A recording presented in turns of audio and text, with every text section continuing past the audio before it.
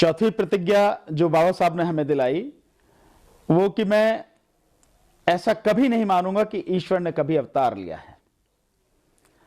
ईश्वर सही मायने में केवल एक कल्पना है। तो जो कल्पना है उसके अवतार लेने का मतलब ही नहीं है।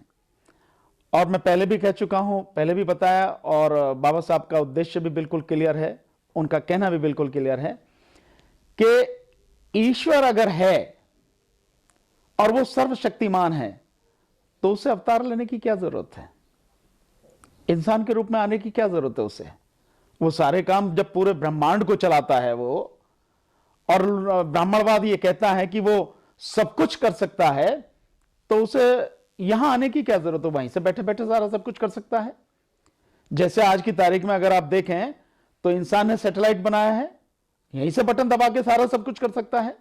इस तरह के मिसाइल बना लिए हैं, इस तरह की टेक्नोलॉजी आज केवल इंसान ने इजाद कर ली है कि हजारों किलोमीटर दूर वो जो चाहता कर सकता है। यहां तक कि जो अंतरिक्ष में जो उसने अपने यान भेजे हैं, सैटेलाइट्स भेजे हैं, उनमें अगर कोई खराबी भी हो जाती है, हजारों किलोमीटर दूर पे हैं, तो यहीं से बैठे बैठे उसे ठीक कर देता। तो ईश्वर तो जिसने सब कुछ चलाया है, जिसने सब कुछ बनाया है, ब्रह्मांड जिसने बनाया है, वो वहीं से बैठे बैठे सब कुछ कर सकता है। उसे अवतार लेने की जरूरत क्या है? ईश्वर का कभी अवतार होता नहीं है। यह केवल और केवल ब्राह्मणवाद का रचा हुआ षड्यंत्र है। और यह षड्यंत्र उसने वेदों में, स्मृतियों में, धर्मशास्त्रों में बाकायदा तरीके से लिखा हुआ है। और उसे कोई और ना जान ले, उसे कोई और ना पढ़ ले, और ईश्वर के अवतार की यह सच्चाई ना पता लग जाए, इसलिए बहुत लोगों को, शूद्र समाज को उसने कभी पढ़ने नहीं दिया गया, ताकि उसे ईश्वर की सच्चाई ना पता लग जाए, ब्राह्मणवाद का षड्यंत्र ना पता लग जाए। तो ईश्वर कभी अवतार लेता नहीं है। इसीलिए बाबा साहब डॉक्टर अंबेडकर ने कहा कि ईश्वर ने कभी अवतार लिया है, मैं इसमें कभी विश्वास नहीं रखूंगा। और मेरा सिर्फ इतना ही कहना आप सभी है, ईश्वर अवतार लेता है, और कितने ही अवतार बना रखे हैं।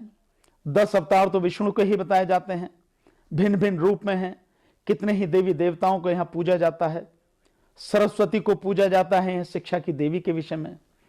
अगर सरस्वती शिक्षा की देवी हैं, या उसकी पूजा करने से शिक्षा आ जाती है, तो फिर ये स्कूल, कॉलेज, इन सब की क्या जरूरत है?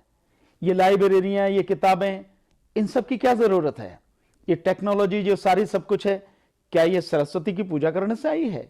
क्या ये वैज्ञानिक जो बने हैं दुनिया भर में, ये सारे के सारे सरस्वती की पूजा करने से बने हैं?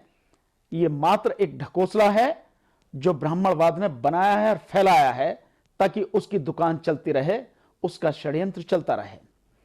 यह केवल और केवल लोगों को गुलाम बनाए रखने का षड्यंत्र है।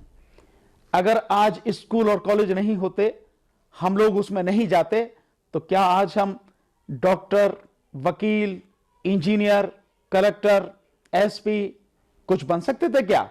वैज्ञानिक बन सकते थे क्या? जज बन सकते थे क्या? नहीं बन सकते थे। यह केवल और केवल शिक्षा की वजह से संभव हुआ।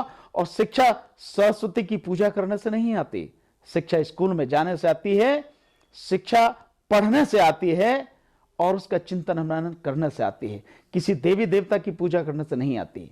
और ये अवतार, ये जो सारे बनाए गए हैं, इनसे तो निश्चित रूप से नहीं आती। तो इसीलिए परम पूज्य बोधिसत्व बाबा साहब डॉक्टर अंबेडकर ने कहा कि मैं, ईश्वर ने कभी अवतार लिया है, ऐसे में कभी विश्वास नहीं रखूंगा।